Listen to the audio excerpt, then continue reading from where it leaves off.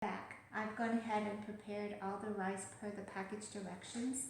So I'm going to go ahead and start with the brown rice. Before I do that, I'm going to have my son zoom in on the granules and so that we can take a look at what they look like before I actually cook them. So starting on this side of the paper plate, we have the brown rice, followed by and this is long grain, so followed by the long grain white rice, and then the medium grain, then what they call parboiled or converted rice, and then finally the instant rice. And you can still see the color variation across all the different forms of the rice that we prepared for today's lab. So let's go ahead and take a look at what happened when I cooked the brown rice. And you can see we started out with, let me repeat these measurements, 202.2 grams, and the final weight after it was cooked came out to be 449.4 grams. And I started cooking it at 8:22, and I took it off the stove at 9:01, and then the package directions said to let it sit for 5 minutes. So I let it sit till 9:06, and this is what I got. One thing I want to call to your attention, sometimes when we do labs we have little mishaps, if you will. So I followed the package directions, which was 1 cup of rice to 2 cups of water. I let it cook for that. It took about 20 minutes for the water to evaporate out of the pot, and I let it sit for 5 minutes. When I went to taste test it, I got big mouth of crunch. So I returned it to the stovetop, and I added a cup of additional water. And for the first time in my life, I was able to cook brown rice that was actually very palatable. There's no crunch to it. It's very tender. It's got a nutty flavor. And so as I was comparing the directions between the brown rice and the long grain white rice, they both call for 2 cups of water per 1 cup of grain. And that doesn't make any sense to me because the brown rice still has the bran, and that bran absorbs a heck of a lot of water, and I'm under the impression and belief that brown rice simply requires more water to be cooked properly as opposed to any other variation of rice that's out there. So that's just what I picked up on in the course of this experiment today. So here we have long grain rice. And I'm going to go ahead and see if we can get a close-up of the granule. And just to reiterate, we started out at 198 grams, and we ended up with 487.3 grams of cooked rice.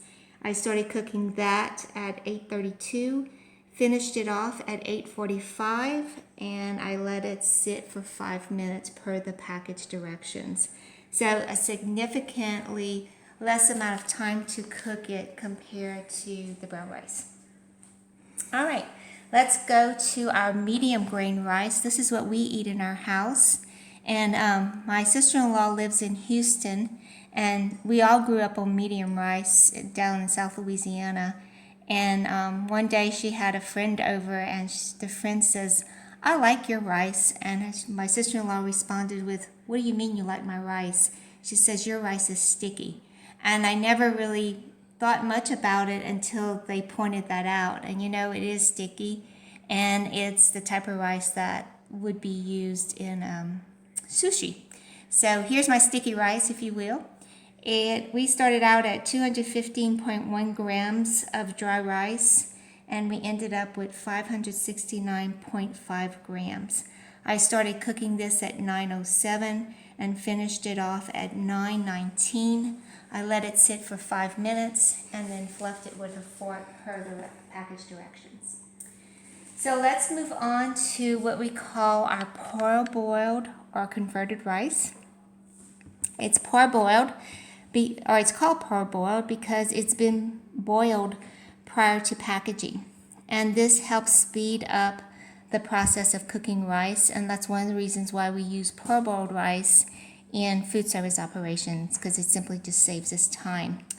Remember, I started out with a 1/4 cup of this particular rice. It was 52.1 grams.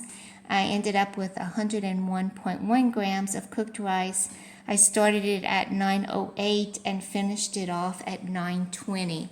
So a significant reduction in time. Finally, moving over to our instant rice. Literally, the directions were 1 cup of rice to 1 cup of water. Bring it to a boil, take it off the heat, and let it sit for 5 minutes. And that's exactly what I did. I followed the directions to a T. And so I started out at 110.1 grams of dry rice, and we ended up with 276.8 grams. The reason why it takes so little time to prepare instant rice is because the rice is blanched, then steamed, and rinsed, and then it's dehydrated. And because it goes through that process, the granules actually crack, which make little holes in the granule, so the water can penetrate rather quickly. Your book says that it almost leaves an inferior looking product because the granules actually crack to pieces during the cooking process. So I think it just depends on what your time constraints are, and maybe even what your cooking skills might be. So, what's left at this point between the oatmeal and the rice is for you to figure out work through that simple culinary calculation that's located in your lab manual. But before I sign off for this particular part of the lab, I want to revisit our oatmeal that is sitting in just tap water. And you'll see the granules are starting to swell a little bit, but the consistency is pretty runny. And so it has thickened up some, but for the most part, it's still quite liquidy. It almost looks like oatmeal milk. So we're going to let that sit while I get ready for the final part of this experiment, which deals with pasta. So I'll see you soon.